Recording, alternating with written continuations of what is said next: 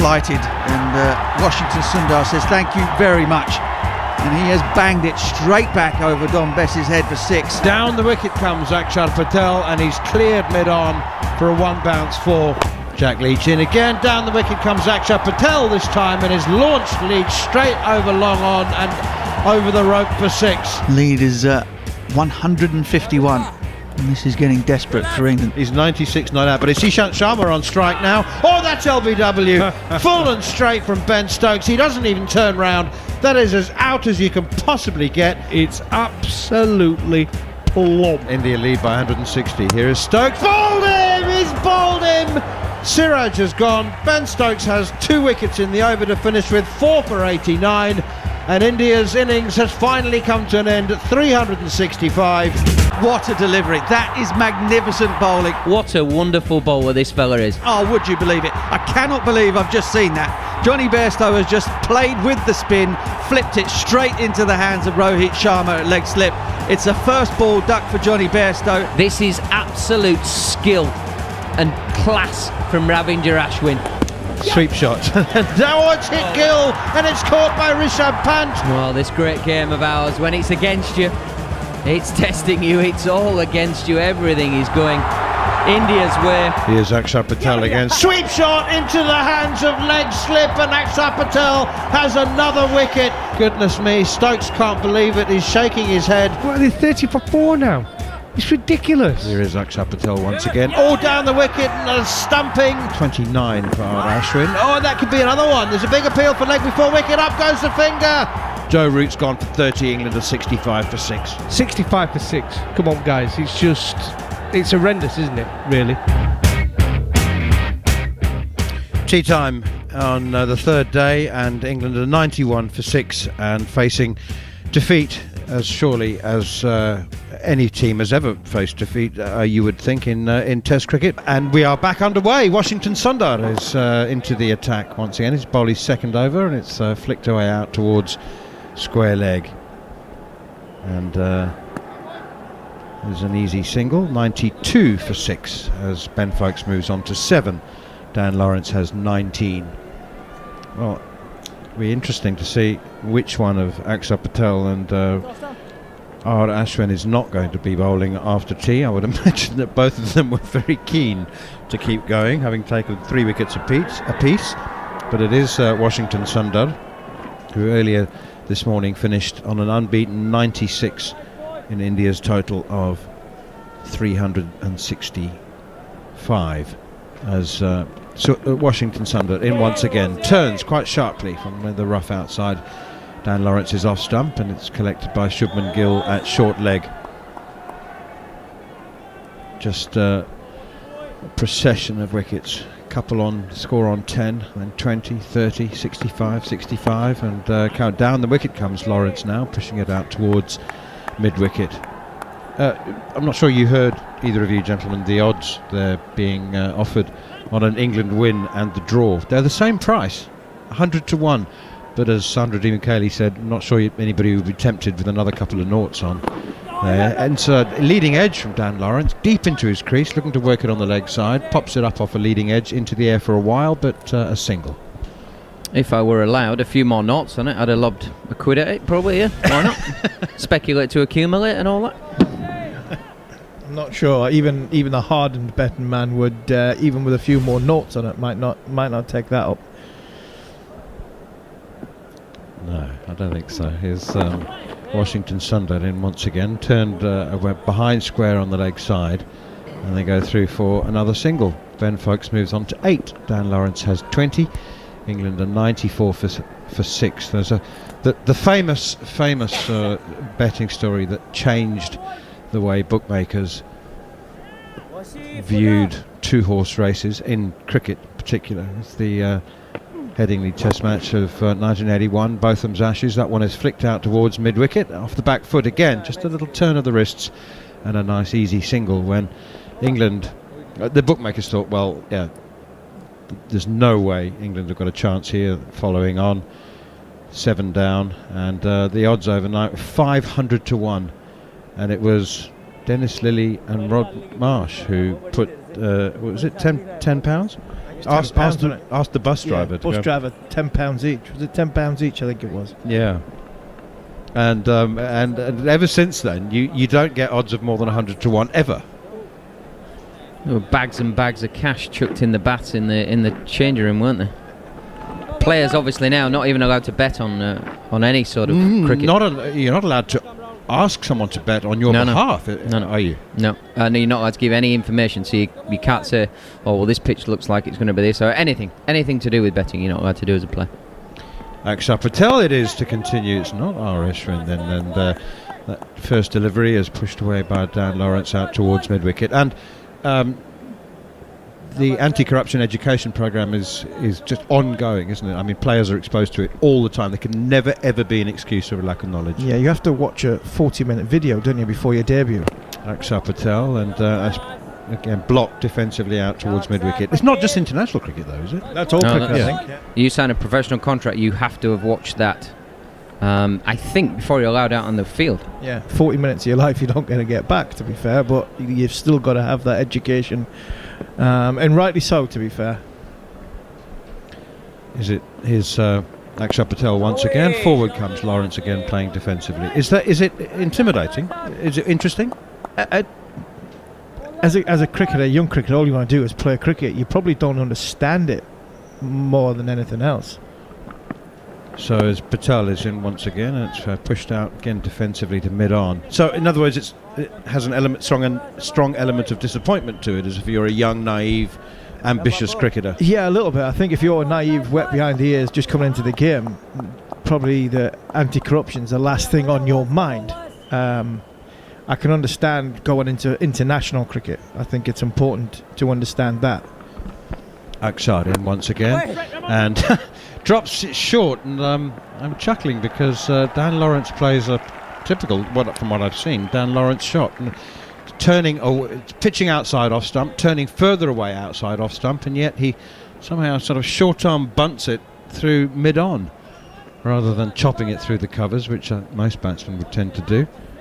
Then he takes a single and moves on to 22. Ben Foakes has 8. England on 96 for 6, trailing by 64. Oh, and he's beaten outside the off stump. The quicker one from Akshar Patel. Most of them are quicker ones, to be fair, but that one was extra quick, and it just seems to beat Foakes for pace.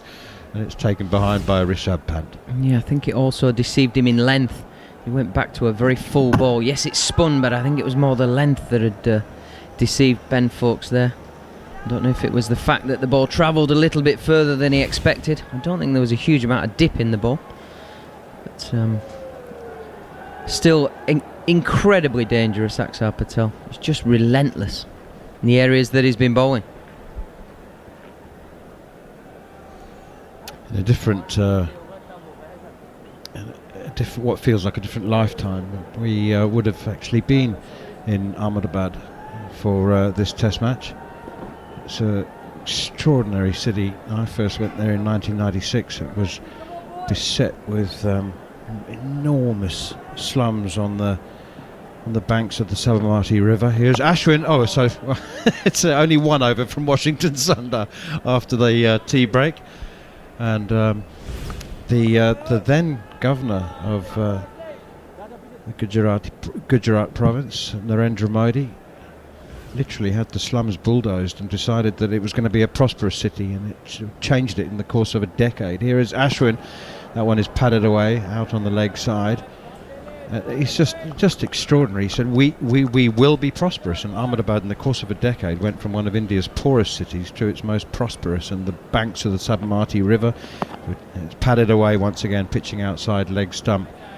He put boulevards and shops and just created wealth. Well, created the means to create wealth, and suddenly the whole thing was transformed. Sounds like Oxford Street. Beautiful. Except there's a river as well, and so Defay played defensively off the back foot again, no run. We've got the Thames, my friend. We've got the Thames. Don't worry about that. Say, that's not a pond run by there. No, I mean, yeah, but the Thames doesn't run alongside Oxford Street, unless I've really got my bearings mixed up. Correct, fair point. 97 for 6 now as it's pushed into the offside. What are do you have any favourite memories of Ahmedabad? Did you? I mean, forget what happens on the cricket field. Did you ever get to see any of the city? I was just about to say to Bats, when people say about going to this city, that city, and another city, I struggle to remember a lot because we are plane, hotel, plane, airport, hotel, plane, airport. Most of them just roll into one when you go on a tour, especially the latter part of my career, because you didn't have warm-up games. There wasn't a lot of in-between time. It was literally you go to an airport, you get to the hotel, you play the cricket, and you move. You do that cycle again. Here is Ashwin once again, and that's played defensively. Do you remember being able to have a beer in Ahmedabad? No, I can't. I just can't remember Ahmedabad at all. Second Test match of the 2006 series, and I should have remembered the 2008 series because I didn't play. I played in the Chennai Test match and got left out for the next Test match. So I would have had some downtime then. And so you wouldn't be aware that Gujarat's a dry state then? No, I wouldn't have a clue. It probably wouldn't at have all. been in your 5-star hotel. You're probably able to get a cold one there. You'd have been getting one in the hotel. So, but no, I don't know about you, Bats, but when you go to different places, I can't remember. Akshar Patel, and that's pushed away defensively. But for a single, actually, Cheteshwar Pujara is pretty deep at mid-on. They take 198 for 6. Yeah, I think you touched on it. At the start of your career, maybe 20 years ago, you'd get to see a little bit of the country that you're in because of the warm-up games. Yeah. And things would have been organised throughout the tour. But nowadays, last sort of 7-8 years, you don't see any of the country. It's hotel to hotel. You know the place by hotel and ground. That's it. Here is Akshar Patel. That's pushed out defensively again on the onside. Well, I can tell you from personal experience that Gandhi's ashram is on the banks of the Sabarmati River when he returned to India from South Africa in 1918. It's driven and down towards mid-off, and they think about a single, decide against it. And so that's one memory of mine. The other is that there is an incredible restaurant in a boutique hotel called the MG House of MG. It's called. Here is Akshar Patel once again. It's pushed out on the onside, and the reason I remember it is that I had a culinary experience I'll never forget. I'm not embarrassed to admit or ashamed to admit, but I am very much a carnivore, and for me, all my life up to that point, a meal hasn't really been a meal without some dead animal in it. That's pushed away again defensively by folks. And yet, not only is Gujarat a dry state, it's also a vegetarian state. And I had experienced vegetarian food, the like of which I never realised existed. Absolutely incredible. And that's pushed once more out towards mid-wicket. And I was told that I was being taken out to a vegetarian restaurant for an evening out. Now, to be honest, I wasn't really looking forward to it, but I still remember it as clearly now as I did, was it 15 years ago? Absolutely amazing hotel as well. So there you go. But the good news is that if you do want to have a beer and you can't find a place to get one in Gujarat, then right next to Ahmedabad is the island of Diu, D-I-U, which is not dry.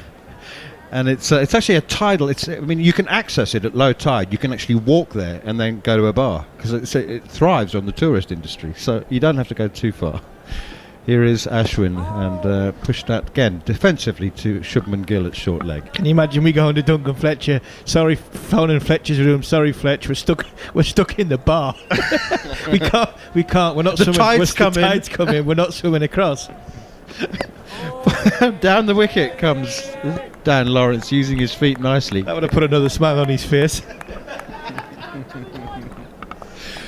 If you are really desperate for a beer in Ahmedabad, you can go and get a license. Forward comes Dan Lawrence again, playing defensively. So you really are made to feel very, very seedy. It's I still picture it now, actually. You can go to the liquor office, and it's sort of downstairs in a seedy dungeon with dead rats, and if you sign a declaration, forward comes Lawrence once again, playing defensively, and Lawrence asks whether there's 2 balls to go or 1.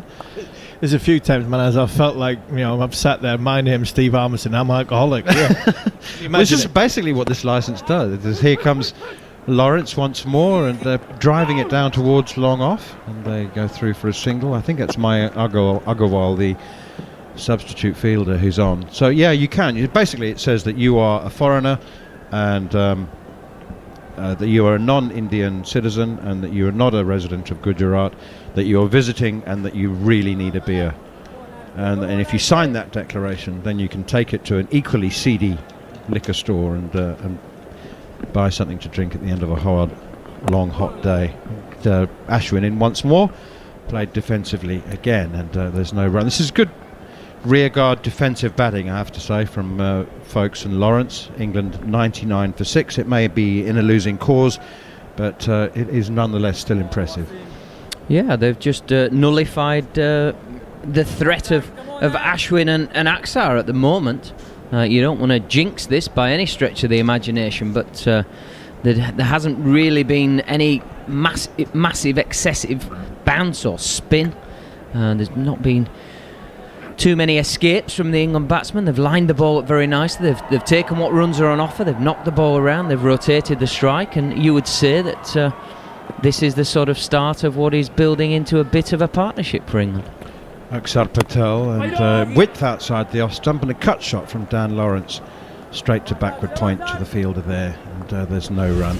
And to go on from that bat, I think it's come down to having a decent technique. Defensively, they've been quite sound. Here's Aksar once more, plays defensively up to cover, no run. And positive movement front foot, positive movement back foot. That's not in attack, that's just in everything they've done in defending as well.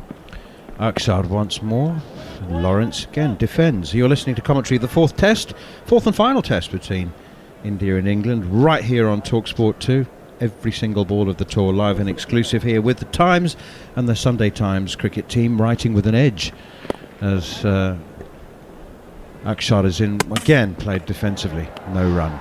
I'm not suggesting for a second that this is the rear guard that is going to put England into some sort of position to put India back into bat, but you know, Aksar now is 17.4 overs into his work.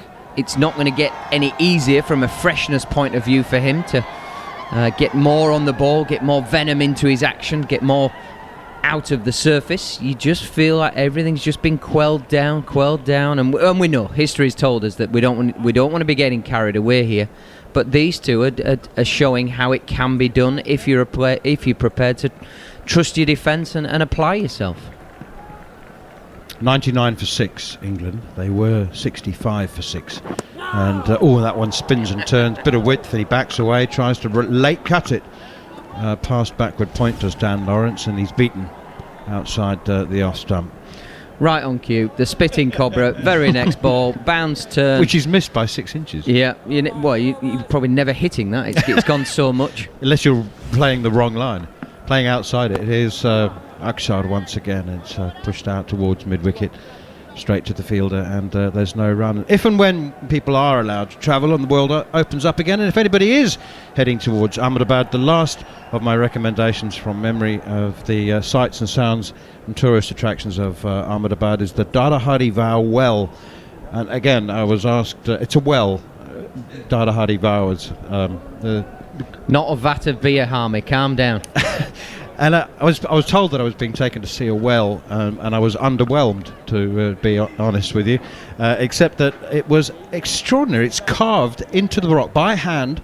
It goes down 5 floors until you get to the water, and there's an ornately hand-carved stone staircase that you can walk all the way down. And it was commissioned and built by a lady called Dai Haria, who was the superintendent of the Royal Harem in 1485. 99 for 6. Pushed away again for a single, using his feet very nicely. Ben Foakes down towards mid-on, and it was Sorry. it was fabulous. Sorry, she was the what? You must have been there. She was the superintendent of the Royal Harem. That's one of the best job titles any human's ever had, surely. Well, I had to say, Just inspecting the harem, making sure the harem are, up to scratch. Here is Washington Sundar is into the attack, right up into the block hole. You don't want a shabby harem? No, you get in trouble with the superintendent if you're not looking ship-shape, spick and span. No, even the Lonely Planet, as I recall, confirmed that was her job title. 1485, I'm glad to say that royal harems have long since been out of vogue. Sadly, not superintendent. Okay, we've done our tourism of the state of Gujarat, and Gareth Batty and Steve Harmison have found out about all the things they were missing out on while they were training and playing, going back between ground and hotel. As I said, the first time I went there, it was a completely, utterly different city with vast slums all the way along the banks of the Sabarmati River. Short and pulled away by Dan Lawrence. Nicely played. It was quick to seize upon the length of that delivery. They taken a single, which is just edging towards saving face for England. This partnership. It's showing that they're not just going to be blown away in the wind of warm, hot summer wind of Gujarat and Ahmedabad. And another overpitched delivery from Washington Sundar is guided gently out towards the cover boundary, and they take another single. It's a little bit of a free hit for Folkes and for Lawrence. They can try and express themselves as freely as they possibly can. Talked about the dire situation they're in, but the way they've performed and the way they've played, they're playing for a place, they're playing for the future. Especially someone like Ben Folkes not wanting to give his job up. Yeah, absolutely. That bounces from Washington Sundar rather than spins. It turns a little bit, hits the splice of the bat, but is kept out effectively. Ben Folkes 11, Dan Lawrence 27, and England, as I said, it's all about just saving a bit of face and preserving some dignity. They're still, you would think, well on course to lose this Test match. And Mark Butcher is. Are you ready to go, Butch? Over to you for the next 20 minutes. I am. I was fascinated by the well chat and the ancient marketplaces in Ahmedabad. It's a stunning place with everything you'd expect, really. In the interior of India, you've got the great colours and the sights and the smells and the history and the extraordinary passion for cricket. Did you and I do a tour of a cave or something in Pune once? We did, yes, we did. There were some ancient carvings, I seem to remember. Not seen much in the way of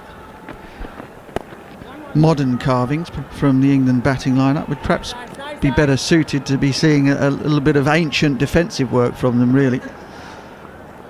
105 for 6, trailing by 55. A bit of a fight back from Folkes and Lawrence, putting together a partnership of 40. I was interested to read on Twitter, and I don't take this as gospel because I haven't checked it, but that apparently there's been a half-century of partnerships since England last made a half-century partnership. Are you with me? There has been a half-century of batting partnerships for England since England last made a half-century partnership. No, we're well past that. You asked about this yesterday. This is a stat that people only looked up because of you, Butch. I can't remember yesterday. As Lawrence is on the back foot and punches that one off the bowling of Ashwin out to deep mid-wicket, and they come through for a single. It's a bit like, lockdown, trying to work out what day of the week it is. There's no discerning factor, is there, in the week? As a professional cricketer, the discerning factor used to be Mondays was always the day. It was kind of a day off on Monday. You can go out and do your shopping and have the world to yourself on a Monday. Defended to short leg by Ben Folkes, and there's no run. It's been 71 partnerships since England last had a 50-run partnership, which is the longest run they've ever had in Test match cricket without a 50-run partnership. There you go. What would I do without Jared Kimber? I've asked myself this often. Front foot from Folkes, defensive stroke, fielded at mid-wicket, and no run. Folkes is 12, Lawrence is 28 from 54. Ashwin around the wicket once more, and folks, in that watchful way of his, props forward and drops a straight bat on it.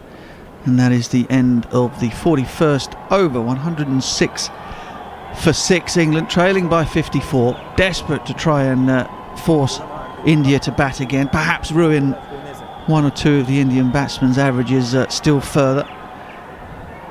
Some of them look bleak. None of them as bleak as most of England's mind, but some of them look bleak.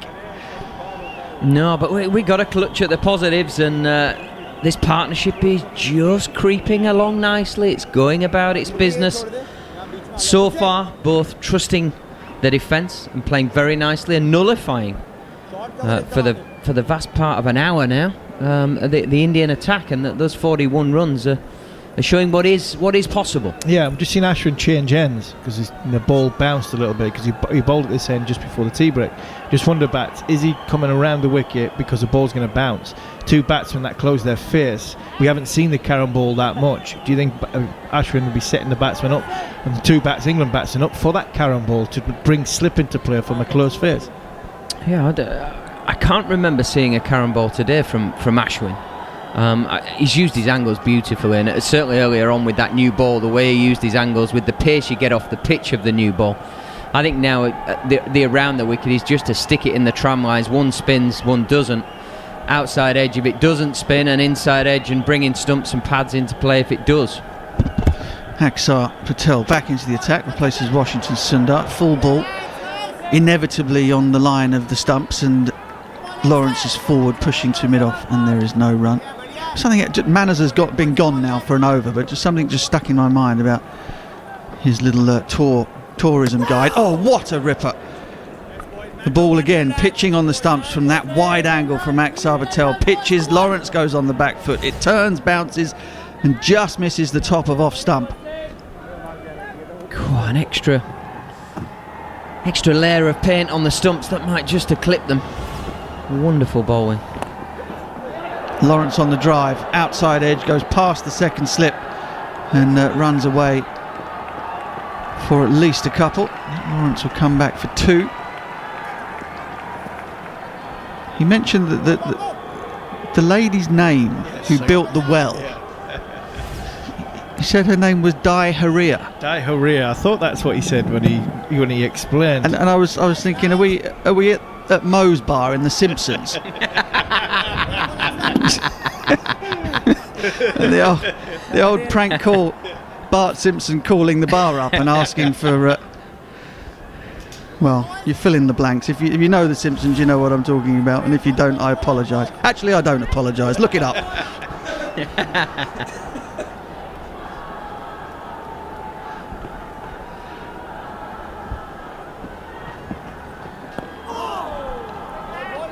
Lawrence on the front foot, defends. He's into the 30s now.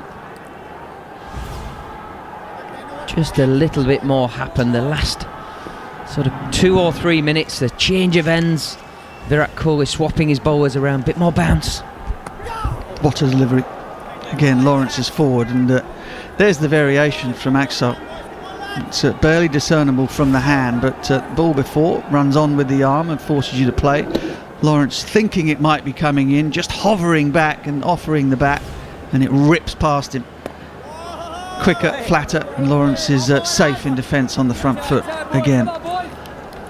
42 overs gone now. England 52 behind. 108 for 6 now.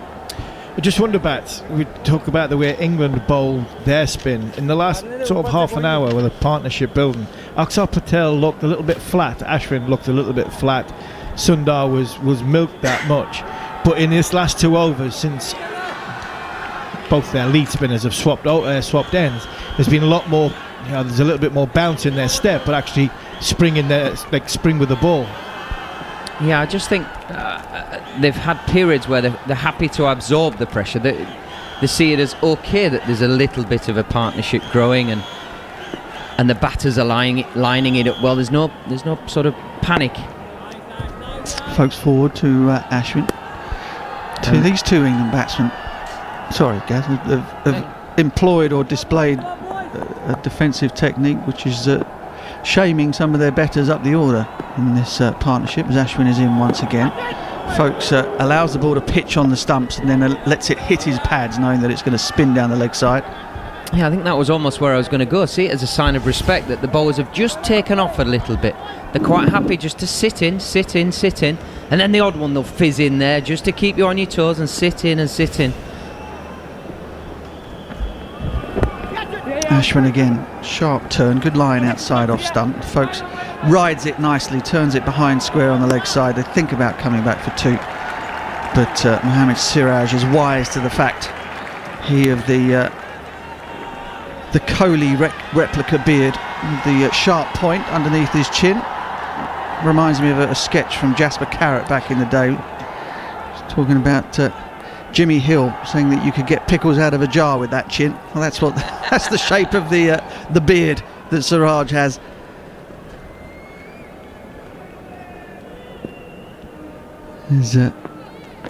Ashwin is in again to Dan Lawrence, who again defends competently and safely out on the offside. Yeah, I think it was almost, you hear people regaling stories about facing the great Muralitharan. First 10 balls, you hear the fizz coming at you. And then he just sits in a little bit and he tests your patience, he tests your skill. Flighted, and Lawrence decides to leave home and gets there on the half volley and drills it at mid-on, and there's no run. And then when you're not expecting a bit more fizz or a new batsman comes in, he's just changing the gears, and I think that's what India are trying to do now. Little flatter, and that one pitches on leg stump, turns further down the leg side.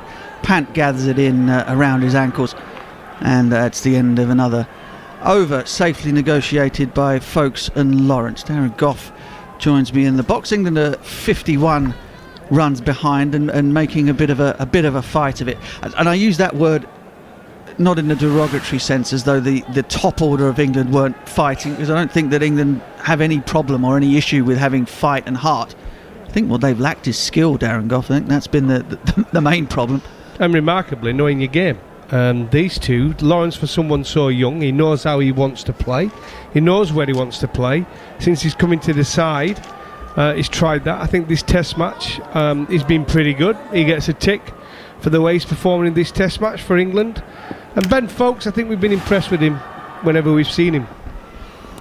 Axar has forced an edge from Ben Folkes just as we're talking about how impressed we are with it. Rahane dives behind Rishabh Pant. He's not sure whether or not he's gathered that on the full. The ball was dying as it made its way to the Indian slip fielder. We're going to have a look upstairs. It was my view was obscured anyway by Rishabh Pant. I couldn't tell whether it carried to him or not, but none of the fielders seemed to react in a positive way. Let's have a listen. Soft signal, not out. Fair delivery, give you best shot.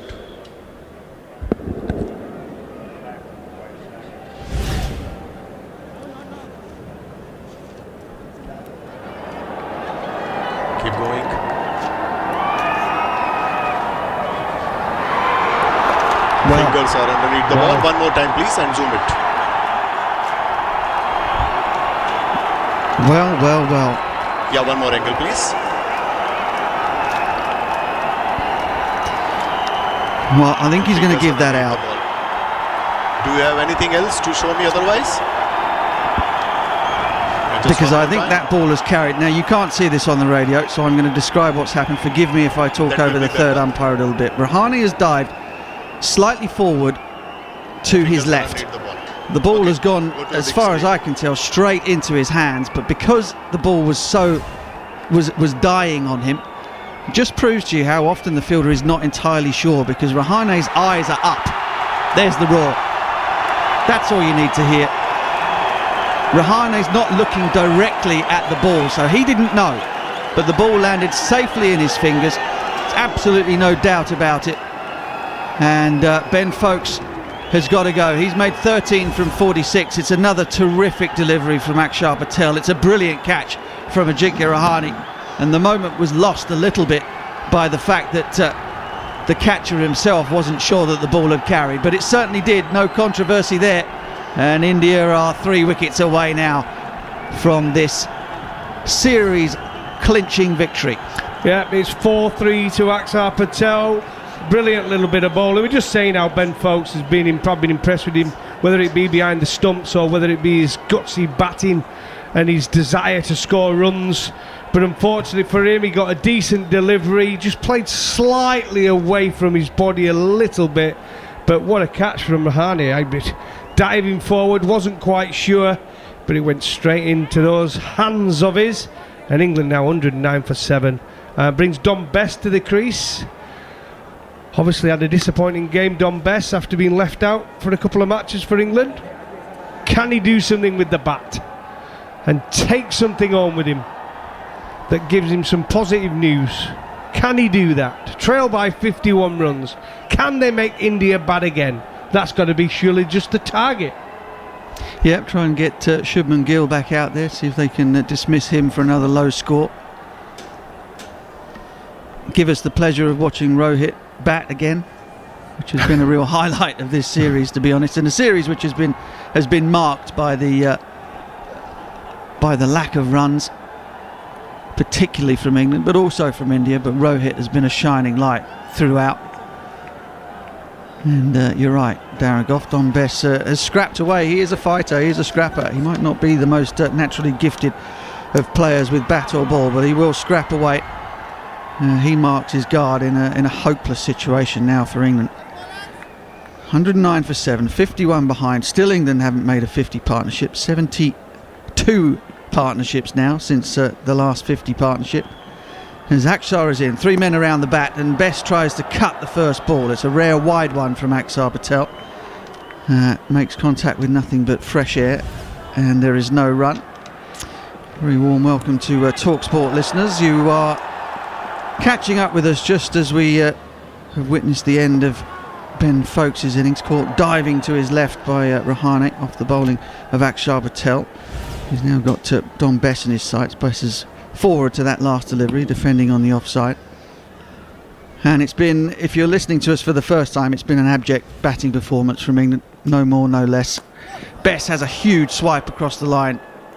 Ball turns away from him and is fumbled by Pant behind the stumps. And again, there's no run. But England started the innings 160 runs behind.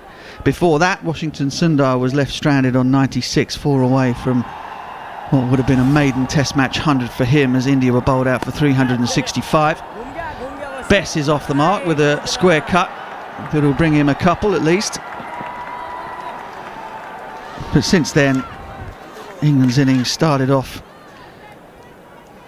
badly, and well, it started badly and hasn't improved. Well, we had a little partnership, didn't we, between Foakes and Dan Lawrence, but it wasn't the last bit. I tell you what, since Dom Bess has come to the crease, he's only been there a few balls, but it looks like he wants to get on with it. Yeah, 1 or 2 looking like they're desperate to get on the plane now. Bess props forward, defends into the leg side. It's the end of another successful over for Akshar Patel. He has 4 wickets now. England are 117 for 7, trailing by 49. And you're listening to TalkSport 2. It's just a shame what's happened on this tour. I mean, we got off to such a flyer, and the media, we probably went overboard, didn't we, saying what a great job. That Joe Root, brilliant captaincy, brilliant player, which he is, by the way. Chris Silverwood doesn't get the credit he deserves. The selectors have got it spot on. And now we're looking at a 3-1 defeat and being absolutely battered for 3 test matches, and we're all wondering, where's Moeen Ali, where's Josh Butler, where's Chris Woakes? It's been a disaster, really, hasn't it? Well, I mean, look, the way it's ended. It has ended badly. I think, England got off to a terrific start. I think that the surfaces for the middle 2 test matches left an enormous amount to be desired. And I'm not standing up for England's batting here. I'm just saying that they were poor pitches. Now, England have come into a pitch that is perfectly good, perfectly blameless, excellent, probably the best surface of the trip. As Ashwin is defended by Lawrence into the leg side. Short legs have been pushed back sort of another 2 metres, so he's not quite short leg. He's sort of in between short leg on the one. And square leg on the one, sorry. As Ashwin is in once more. And so confidence would have been eroded by the 2 surfaces in the middle, without any question. They're not excuses for why England lost the games, it's just a fact the pitches were poor. Now they've come on a pitch that is perfectly blameless and have had no idea.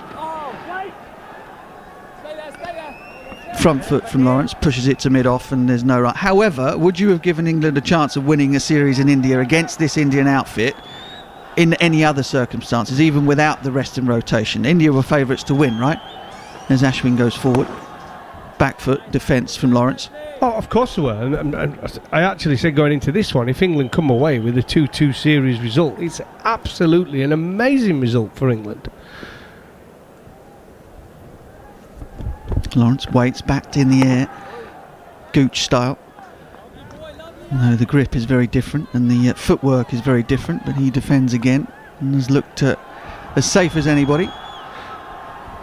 But as you know, Butch, once you go 1-0 up in any sport, the expectation goes up, yeah, for sure. Expectation goes up. Ashwin flatter, straighter, and again Lawrence equal to it. 117 for 7. You're listening to commentary of the fourth test between India and England on TalkSport 2 with the Times and the Sunday Times cricket team writing with an edge, and very grateful we are for their support in bringing you this series from India, albeit that we are here being bathed in sunshine in London. Could you try again?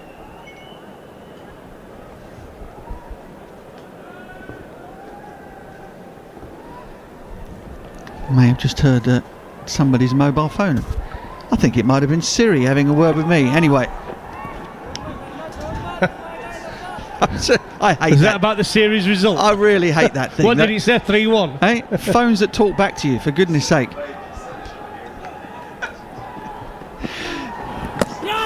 Big swipe across the line from Dom Bess. I think there's a faint bottom edge on it. There is a faint bottom edge on it. And that is 5 wickets for Akshar Patel. He has done it again. The scourge of England, having come into the series for the second test match in Chennai, picks up yet another 5-wicket haul. This test match game is very, very straightforward if your name is Akshar Patel. Well, told you Neil Manthorpe. 5 for me for Akshar Patel. It was always going to happen. He'd not finished. He's coming to this Indian side and he's absolutely made them better. 1-0 down in the series. He comes into the team and England have just not found a way to play him. He's the angle he comes at, the natural variation he's got. He spins some big ones. He makes the ball go straight on. They've not been able to use the feet to him. And Dom Bess come in, loads of energy coming to the crease. He'll be going on that plane tonight or tomorrow, usually disappointed after a promising start he made in Sri Lanka. But England now 111 for 8, and it's not going to last much longer, this game, I'm afraid. A fantastic performance from India on probably the best cricket pitch we've had in the series. Had a little bit in it for everyone, but England have just not been up to it. Not been able to play against the spin twins of Ashwin and Patel, who have just been too good for this England batting lineup. A fourth 5-wicket haul in 3 test matches for Akshar. He now has 9 in the match in this one. A wicket away from picking up 10 for. And who'd bet against him doing it? Jack Leach is the new man on his way to the crease. He has Dan Lawrence for company. England still 49 runs adrift. Leach will take guard and eagerly awaiting to get into the fray is Mark Nicholas. I'll hand over to him now. Sorry to interrupt your Siri conversation earlier. You're looking down at your phone like it's an animal misbehaving. Jack Leach has taken guard. England 111 for 8. These are the last rights as Akshar Patel comes in and beats him outside off stump. What a lovely delivery. It hurries on past that outside edge. No spin there at all. A little quicker and flatter.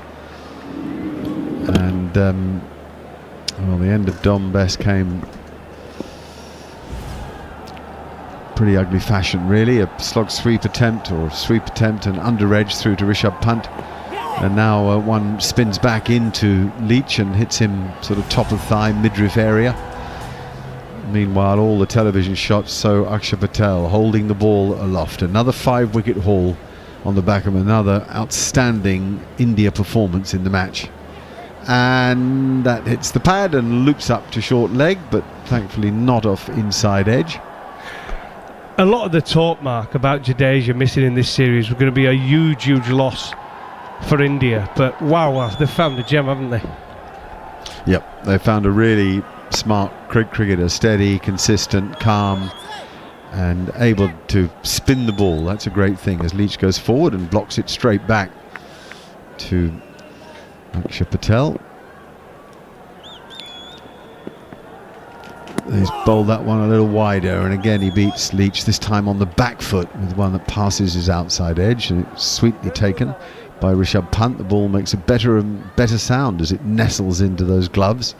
Rishabh Pant's had a fine match. I wonder if he'll be chosen as man of the match after his innings and his wicket-keeping performance, even though Akshar Patel has all these wickets. Akshar was man of the match in the last game, Ashwin the one before that, and of course Joe Root in the first test. 111 is the score, 111 for 8. Nelson, you got your feet off the ground, or have you given up worrying? Oh no, I gave up. I never was into that anyway. Just got on with it. It didn't matter what the score was. It's only a bit of fun. Yeah, I never did. I used to love watching Shep do his little hop though. Yeah, exactly. I used to love that, yeah. Admiral Nelson, that's what they say. Here's Ashwin again, and that's dead straight, and Lawrence plays it very easily back down towards mid-on for a single. He wasn't going to take it, and then he thought, well, actually there's no point in not. Well, you might as well take a knot out with you, Dan. This situation. And every run that you can get your hands on in Test match cricket, if you're lucky enough to play in one, or two or three. I think he'll get another opportunity, Dan. I think he's shown a great fight, and he's been confident in the way he's wanted to play against this Indian team.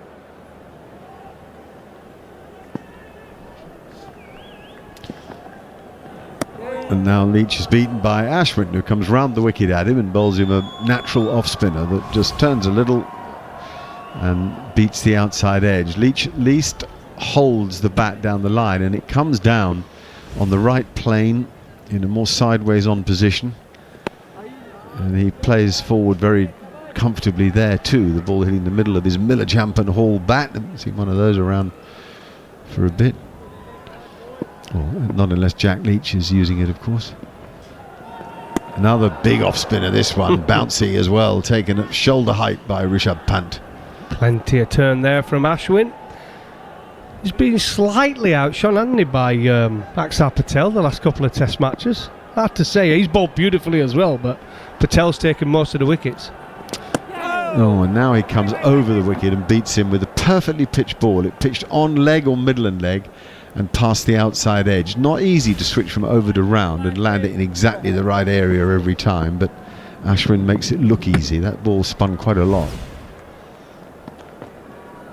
A masterful over. Inside edge, rolls out safely on the leg side. No wicket in it, but so nearly, so many times. 112 for 8. England 48 behind. If you've turned on, India batted very well this morning, so much so that Washington Sundar got to 96. He was unbeaten when Akshar Patel was run out, and immediately Ben Stokes took 2 wickets, Ishant Sharma and Mohammad Siraj, which meant that he finished 96 not out.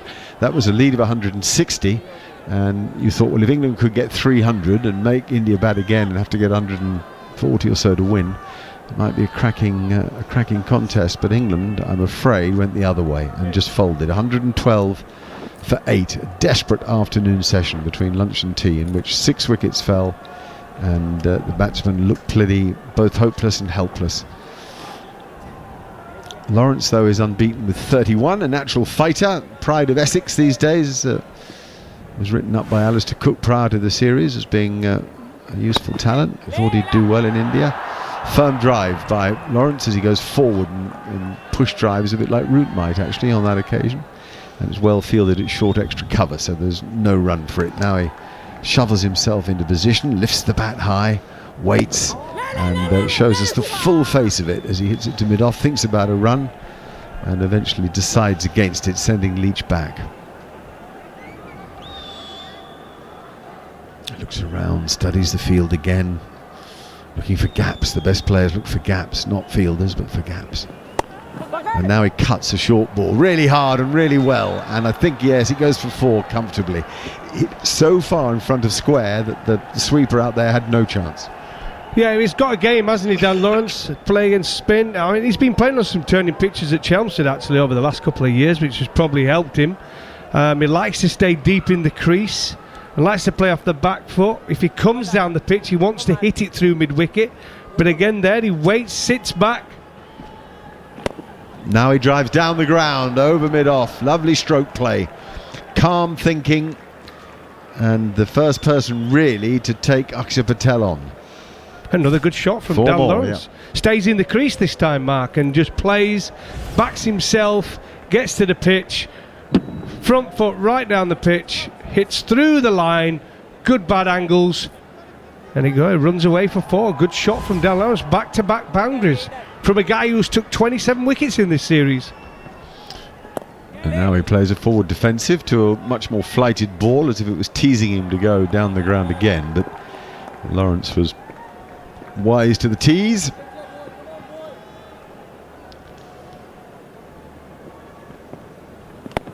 Nice forward defence again. Really good method there.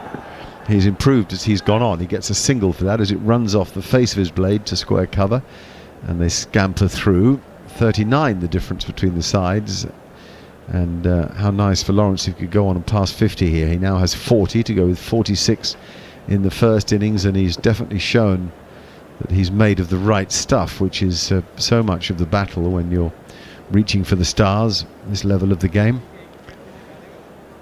Good competitor and a good thinker. And batting in a position he's not batted in before this test match, number 7. I think he'll be going up the order. I would have him, if they're going to play him in the summer, they feel he's one player to take them forward with the tours they've got to come and the series they've got to come. I'd like to see him more at 5 than 6 or 7. I think 5's his area. That's where I'd like to see him play, and put Stokes at 6. If Stokes is going to bowl some overs. That ball spun a lot and hit Lawrence's pad and was looped over the leg slip fielder. And Siraj is coming round from deep backward square leg to do the fielding. That really did rip out of the pitch, didn't it, that ball from Ashwin. But we expect it, well, don't you're we? going to cram a lot of players in there. The problem's the top 3. Remember, Butler comes back. They've got an all-rounder in Wokes or Curran. You won't be able to fit him in there, I don't think. But anyway, here's Ashwin again, and he really tosses that up. Sees if Leach wants to go. He's bowling over the wicket at Leach at middle and leg, hoping to spin it away into the cordon of Silly Point, gully and slip. That's the tactic. Now he switches back to round, over round, over round. Now he's round. And again, he bowls slowly and lobs it up, but no, nothing taken. Given, but not taken by the bespectacled Jack Leach. What a figure he became as he leaves that ball alone, outside off stump, full ball from Ashwin. What a figure he became in 2019 in the series against the Australians, with that remarkable rearguard batting performance with Ben Stokes, his modesty, and that goes past his outside edge. He's been beaten a lot. Ashwin is exasperated, trying all his angles, but no luck as yet. That was the slowest ball of the over at 85 kilometres per hour, and it certainly gripped and turned. Now a nice forward prod from Leach to end the over. 1-2-2 for 8 is the score. Lawrence on 40. Leach yet to get off the mark. England 38 behind. I just think of all the unlikely heroes. You know, you go way back to David Steele in 1975 and 76, bespectacled as well, and of course won meat from his local butcher for the runs that he made against the Aussies and West Indies. And there have been plenty of them through English cricket's rich journey. People that have come from nowhere and surprised, from the early days of the strange blend of mining communities and landed gentries, all the way through to the present day, where there's the thoroughly more modern man playing the game, super fit, trained as if they're rugby centres or Olympian athletes. Here's Akshar Patel bowling down the leg side, and Lawrence works it for a single. And then you get Jack Leach, an unlikely hero, a little plodding in his gait, bare of head, bespectacled, competent, good left arm spinner, nice and solid. Gutsy batsman, made 90 at Lords against Ireland. Came in as a night watchman. Little unshaven.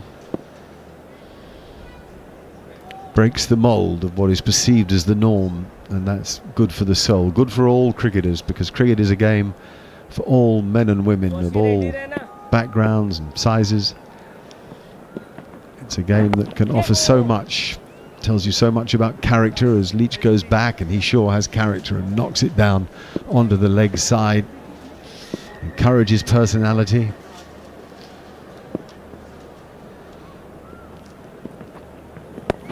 And now he blocks, and it runs away off the inside edge, actually probably off the face of the bat to mid-wicket, but there's no single. And best of all, you can be a hero in cricket at any time. You may have done nothing all day, and then in the dying moments of an important tight match, you might fly to your left and take the catch that wins the game, and then you're everybody's hero. Down comes Leach. Oh, he wanted to hit that over mid-on. There was some anger in that, wasn't there? Some ambition. He gets an inside edge and a single, that's all, but it threatened more. It's not a shot we're used to seeing from Jack Leach. We normally see that gutsy, steely character, isn't it? Who's just going to block and make it difficult for the bowlers to get him out from a tail-ender's point of view. But he comes down there and tried to hit that Rishabh Pant-like into the stand. It was, wasn't it? He was sort of hitting it on the run. That's a good description. Akshar again, bowling very straight fire that in at leg stump, hoping to rip it, but didn't do much actually, and Lawrence played it very comfortably, just on the back foot, mid-on, single. It's almost a routine now with Lawrence. We're seeing a lot of the face of the bat. Super little innings, 42 from 79 balls. Leach is off the mark with that swipe a moment ago. 35 the difference between the sides. Will India have to bat again? It would be something if they did, given the strife England were in at the tea break. And now Leach is perfectly back, and no run for it. Batting made to look very simple by Jack Leach and Dan Lawrence at the moment. 125 for 8. It is indeed, isn't it? But let's say India, there's never no panic. There's no need to panic anyway, is there? There's plenty of time left in this game. They'd want to get it finished today, let's be honest about it. Ashwin would like to take the last 2 wickets and finish himself with 5 for and finish the series strong. He's been magnificent throughout, whether it be with bat or ball. He's led this bowling attack. Yep, you're listening to commentary of the 4th test between India and England on TalkSport 2 with the Times and the Sunday Times cricket team writing with an edge. Real edge in this guy. Ashwin, tall man, coming into bowl and off break from round the wicket to Dan Lawrence. It hits his thigh pad or pad. Is picked up by that leg slip or backward short leg. I suppose you'd call it more leg slip. Rohit Sharma, who's got such a good pair of hands. Some lovely innings from Rohit Sharma throughout this series. He brings the aesthetic to the game. Again, Ashwin just short, and well, not that short, and Lawrence back. He's back at every opportunity and timing it sweetly, but picking out mid-off on that occasion. Still looking around the field, his own little fidgets and idiosyncrasies. He has a yellow bat handle, and he goes back and blocks it. Sound as you like. Adjusts his helmet, twirls the bat in his fingers, waits, back to the routine, 2 paces, into his crease, takes guard, lifts his bat, waves it around. Ashwin does his little dummy ball where he stops on the crease, and he bowls a poor ball that thankfully is put away. The bowler trying to mess with the batsman's rhythm, and the batsman winning the day. He sort of paddle swept, pulled it, would be it's a pull off the back foot, and he gets 4 very fine on the leg side. In baseball, that's called a stutter pitch, and they actually ban them. But I know a few cricketers who call them stutter balls as well. Xavier Doherty was an expert of that in T20 cricket for Australia. Okay, thank you, Jared. Jared Kimber, who's entertained us throughout the game with historical fact. No fiction, of course, just historical fact. Good insights as that's pushed by Lawrence to short mid-wicket, and no run comes from it. 46 now, as he had in the first innings. 4 away from a Test match 50, which in itself is an achievement and one of merit given the chaos in the England dressing room as those wickets were falling this afternoon. And now he just stands on the back foot and with a good solid punch of the bottom hand gets a single out to deep mid-wicket to finish the over. 130 for 8. Then he squeezes the foam. He presses his helmet to his forehead, squeezes the foam, and outbursts a little throw of perspiration. By the way, the only moisture on this pitch. Yeah.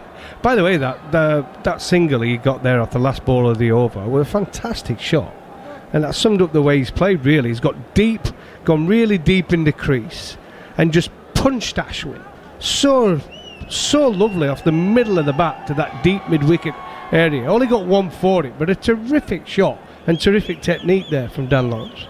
Yeah, it's an interesting point about the technique, because of course the way he plays when he opens himself up on the back foot like that, getting his left hip out of the way, he's perfectly positioned to play that shot. He doesn't have to do anything else, does he? And that's one thing we did. I remember way back in 2001, you know, Mark, all the players were practicing that against the off spin, that getting open that left hip when it's just for playing it off the back foot on turning pitches. And we used to practice by doing it on the outfield before play at lunchtime at tea. And I remember every single player had to practice that shot. Yes, you see great photographs of Bradman pulling the ball, don't you? The medium pacers or spinners, and he's got his left hip out of the way. Washington Sundar into the attack. Hasn't bowled very well, if I was honest. He bowled a couple of overs earlier, maybe 3 of them in total, and bowled a lot of balls down the leg side, as was that ball, his first. It was just watched by Lawrence as it went by. It's better line, but only where it pitched, because it spun down the leg side onto the thigh pad, looped up in the air, ricocheted off Rohit Sharma at leg slip, all the way up to Slip, who ran backwards. That's Ajinkya Rahane to catch it, but there wasn't much of an appeal. And that's because the bat and gloves were nowhere near the ball. That's a good reason not to appeal. Here's Rahane again, and he gets away from the line of the ball this time. He moves to leg to give himself room to force it elegantly off the back foot for 2 into the space at extra cover. That so often off spinners bowl with that gap at extra cover because they want people trying to hit against the spin. Ideally though, driving, not hitting off the back foot. It's much easier off the back foot to pick that gap. Driving, you often get bowled through the gate, and then you feel as if you've rather made a fool of yourself. 132 for 8, and now he bowls a nice flighted delivery, and Lawrence tried to flick it really and didn't play it very well, and then went in the air for a short while. But anyway, there's no drama come from it. 132 for 8, Lawrence on 49, 1 short of 50, and Leach is at the other end yet again, hoping to help a partner to a milestone. He goes back and defends here, and there's no run for Lawrence. It's part of Jack Leach's makeup, really, isn't it? That's what he's there for. Yes. Keeps coming in. Work for others. Yeah, work for others. He's that sort of character. Never claims much of the glory himself, even though he's had moments of glory in an England shirt, for sure, and in a Somerset shirt. Or bowl. That's full and straight and spinning, so Lawrence can't work the single he wanted to work. He then plays a stroke afterwards, like a rehearsal of the one he wanted to play, but there would have been risk in that, opening the blade to that ball. So now he's got to wait for a drinks break. He's not even going to get the pleasure of the landmark without having to sweat over it a while, as the 12th men and physio bring on little drinks baskets. 132 for 8 here, with a single for Leach, 49 for Dan Lawrence. A word from Darren Gough, and then it's across to Neil Manthorpe. Yeah, do you know, Mark, I really think it's been a game of missed opportunities for England. You win the toss. They were over the moon at winning that toss. If they could have just got to the par score, we all thought, around that 300 to 350, it would have given them a good chance to win this game.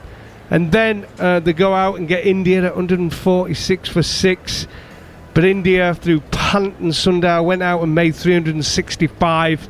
And it's just proven all too much for England, as in the second innings, blown away at the top of the order once again. And we're sitting here now at 132 for 8.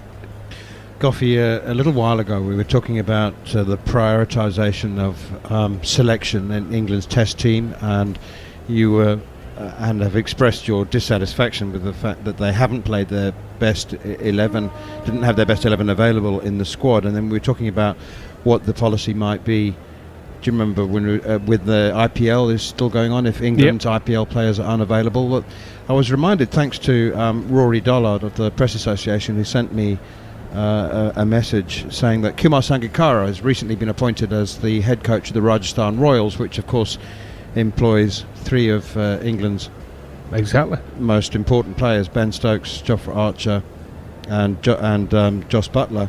And Sangakkara was asked about what his view would be as director of cricket of the Rajasthan Royals if the England players were unavailable, and he said that there had been tripartite discussions between the BCCI, Rajasthan Royals, and the ECB. And he said that the feedback we got was that they would be available for their franchise. He said, our objective was to get as much clarity as possible, because if that were the case, it really puts us in a vulnerable position. That's the franchise, Rajasthan Royals. We asked the BCCI for clarity, and they provided it after discussions and after looking at what's happening and what is the plan. So we're basically structured in our strategy with that in mind. We are very, very happy to have them as the core of our team. So that implication, no comment officially from the ECB, but the everything points towards the fact that the IPL will take priority. Well, this is where I was coming from with Army earlier, and he's convinced they're all going to come back and play in the test, but I remember that statement. I saw Sangakkara's interview saying, as far as he's concerned, with discussions with the ECB and the BCCI, is that all the players, that if they're going to be at the latter stages of the competition, those players will be playing in the IPL, both New Zealand players and England players. And New Zealand have a dozen players in the IPL, so I mean you can't say it's going to be an England B team, but with both teams, well, it is. It's going to be a B team. Significantly weakened. You would think. Harmy's also back on air with us. As I said, Harmy, the ECB haven't confirmed that. We haven't had a comment from them, but Sangakkara says that tripartite discussions have come to that agreement. It's a bit concerning, would you say? I cannot believe an England player will miss a test match because of the IPL. I really think that's wrong. Well, I think you mean fundamentally it's wrong, but I mean I think it's wrong in everywhere which shape possible. So whether they come in 2 days before and they're playing a test match, that's fine. They're not missing a test match. But for an England player to miss, to be rest and rotation, to miss because of the and then don't play in a test match because they're playing the IPL, I think that I do believe that's wrong. I think that's one step too far. Is it worse than them missing a test match because of rest and rotation, as in Moeen Ali? No, you're looking to try and protect people's body, mind and health and well-being. You know, this is, for me, the ultimate as a cricketer is to play international cricket, to play the highest level. The pinnacle is playing test match cricket. There's a guy sat in my seat, you know, less than a week ago, Kevin Peterson talked about your test record, playing in India. Can't believe they're not playing in India because you want that on your CV and your test record. I cannot believe ECB or a player or both would put an IPL game of cricket first over an international test match. I think that is wrong. I think many people would agree with you, Steve Harmison. Many people would agree with you. The drinks break has come and gone, and play is underway once again with Ravi Ashwin beating a fizzing one past the outside edge of Jack Leach, who scored 1 off 20 balls, but that was he was going to do well to get an edge to that. I think it was last year, was it last year where Stokes and Buttler stayed on for the semi-final and they got called back? Ashwin once again. Jack Leach beaten, and is there an edge? There is an appeal. Up goes the finger. Oh yes. Jack Leach doesn't agree at all. He's reviewed it immediately. He reckons it's come off the top of his pad. And may I just say that R. Ashwin was the least enthusiastic of the appealers, and the bowler generally has a good idea of whether a batsman's hit it. Well, he has no idea. So does that mean that it's definitely out this time of all the times? Because he's been wrong almost every other time. Jack He's Leach right. reckons it's hit the top of his pad. It's quite close to the bat, isn't it? I mean, you confident that's missed the bat? And then I will be looking for Aldridge whenever you're ready. Let's leave it up to the third umpire, shall we? I can't tell. Ultra edge. Flat line. Keep going. Keep going. Well, there you heard it from the umpire. Flat line. Yeah. Okay. Come off his thigh. Satisfied. Go to the on-field umpire. It's a decision reversal. Virender, you have to wait. He has to look at Dale, the LBW though. He's we forgotten need to again. check, leg before also. So I was just about to Ball say, bending. again, they were made a mistake, but someone has told him this time that he has to check the LBW. We know he hasn't hit it, and it's hit him right in front of the stumps. It's going to go over, but we have to check it. Pitching outside. Pitching outside leg stump. Even better. Yeah, go to the on-field umpire. He's going through his checklist now. Is there Go to the anything else on-field he's got to umpire. check? Nitin, Virender, Wasn't you're a on great screen. deal right with that, to be Reverse honest, your was there, Manners? Decision. You can signal now. Thank you. You missed it. Pitched outside leg. 3 men close in on the offside. Ashwin into Leach. Opens the face of the bat and runs it into the gully or the second slip. And England remain 132 for 8. But again, this is why we need specialist third umpires who do it day in, day out and know all the protocols and don't need to be jabbed by a ruler by someone sitting next to them to go, I think you need to look at the LBW. Left alone this time by Leach. Ashwin pitching outside the off stump. I know, but it's presumably, will it add to the expense or? I mean, if we had just They wouldn't specialist have to umpires, travel would they as have much. to be? Would they have to be on site? Would they have to be at venue, driven by Jack Leach to short cover, no run? You put them in a place like this, maybe not 17 stories up, but you put With such a good view, they don't need that. no, umpires don't need a view. Exactly. Here's Ashwin again, and Leach drives a lot of bottom hand into the shot too early. That was given a bit of flight from Ashwin, who remains with 3 for 46. He does have 30 wickets in the series. I just want to go on just a little bit more because I'm starting to get myself annoyed here with the IPL stuff and potentially missing Test matches.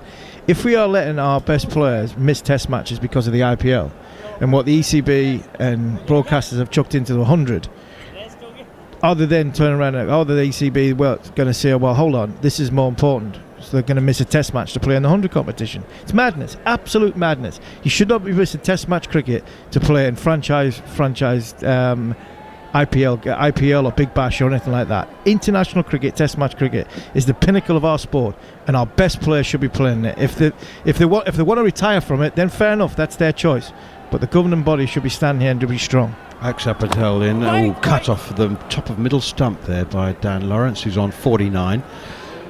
There's another side to the equation, and I don't want to add to the anger that you're generating within yourself, Harmy. That one is chopped off the back foot by Lawrence towards cover, and again they think of the single, and they do go through for the single, and that is 50 for Dan Lawrence. Very, very well played, sir. The seventh batsman, the extra specialist batsman, batting at number 7 for the first time in his first-class career, never mind Test career, and he's reached 50 off 93 deliveries. It's his second half century. It's in a losing cause, but for him personally, some extreme satisfaction, I would hope. Absolutely, man. It is. It's brilliant to see. He comes in and bats at number 7, 46 in the first innings, 50 in the second innings. The way he's played, his temperament, everything about. I really like this young man, and fair play to him. We've been quite critical on the England cricket team, and rightly so, because they haven't performed. But this boy certainly has. Here's Akshar Patel, and the one hits the pad and is bouncing out towards short leg. Shubman Gill dives and gets a hand to it, but I don't think he caught it, and I don't think there was any bat involved. Virat Kohli shakes his head to say to Shubman Gill, don't worry about it. There wasn't any bat involved, straight off the pad. Lawrence 50. Jack Leach has 1 from 26 deliveries. As Akshar Patel is in again. On the back foot goes Leach. Two other questions for you, Harmy. Butler, Archer and Stokes are all on central Test contracts, and they're 3 of England's biggest players. But the point is, first, if they're on central contracts, that means they are centrally contracted for 12 months of the year, 365 days a year. Patel and pushed out behind square on the leg side. I assume there's no escape clauses in there. No, there shouldn't be either. They should be told what to do. If you're on a contract, you are told what to do. That's the simple fact. That's what central contracts are for. If not, just give them, let the counties have their contracts. Forward comes Leach again, pushing into the offside, thinks about a single and then decides to go for the single. He's left it up to Dan Lawrence to make the decision. The second question is, if Butler, Archer and Stokes all say, but we're making 3 times as much money in the IPL as we are on our central contract for that period of time, should the ECB say, all right then, we'll top you up? Yeah, that's another argument. Yes, fair enough. They come to an agreement from a financial on what this player is worth, what the player is worth. The contract system is a difficult one, because I don't believe that contract system, the way it is at the minute, is fit for purpose, because they've got 12 red ball, 12 white ball, and there's some players playing in the red ball team that have got white ball contracts, and there's some players playing in the white ball team got red ball contract. It doesn't add up. It doesn't make sense.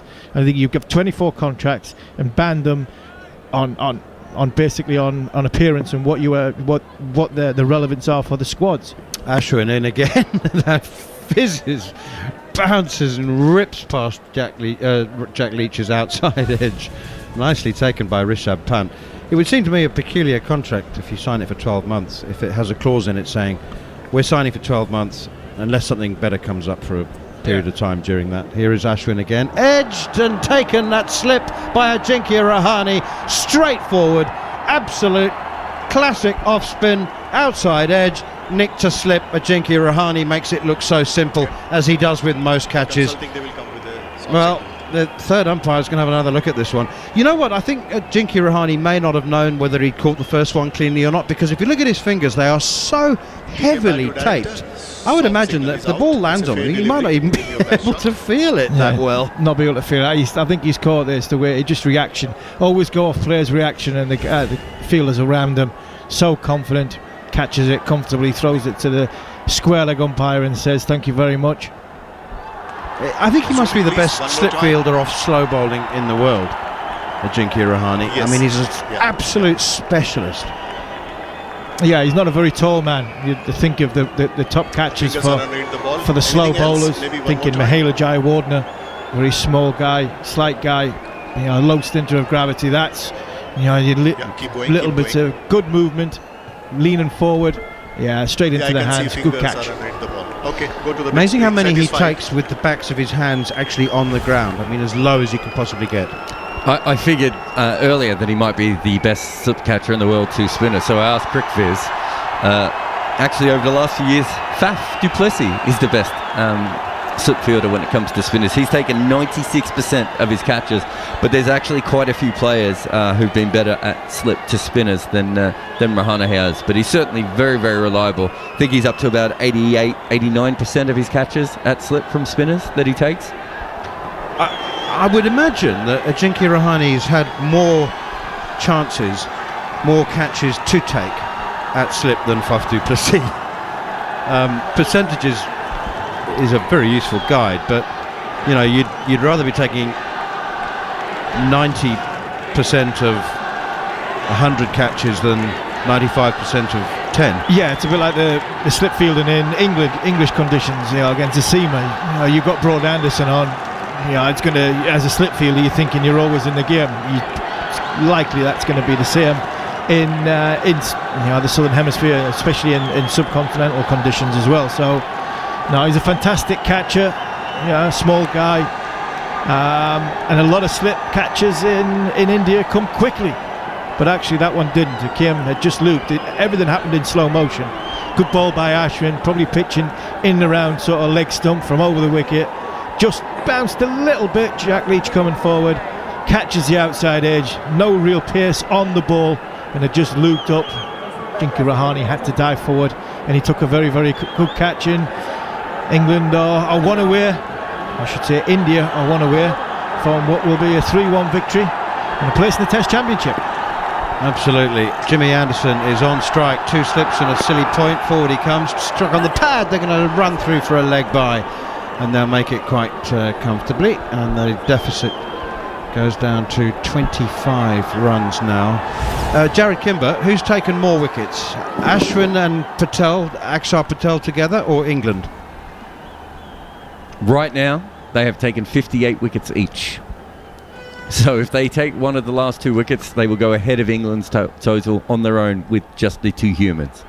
So they're 58 apiece. 58 apiece. So the worst thing that could happen to them would be a run out, or them Washington Sundar coming on and taking a wicket. Apologies to Jimmy Anderson. He did hit that, and so he's off the mark first ball. It wasn't just off the pad. It may have been inside edge and pad together, but a run is cued Jimmy Anderson. Ashwin in again down the leg side, spins, fizzes into the gloves of Rishabh Pant. who's, well, I tell you what, who would be your man of the series? That's a great question. Axar Ashwin. I think it's You hate to share it, don't you? You hate to split the man of the series award. Here is Ashwin again. Bowled him! Dan Lawrence has a swing at Ard Ashwin, and he's bowled him for 50. Fine rearguard innings from Lawrence, but England have been bowled out for just 135.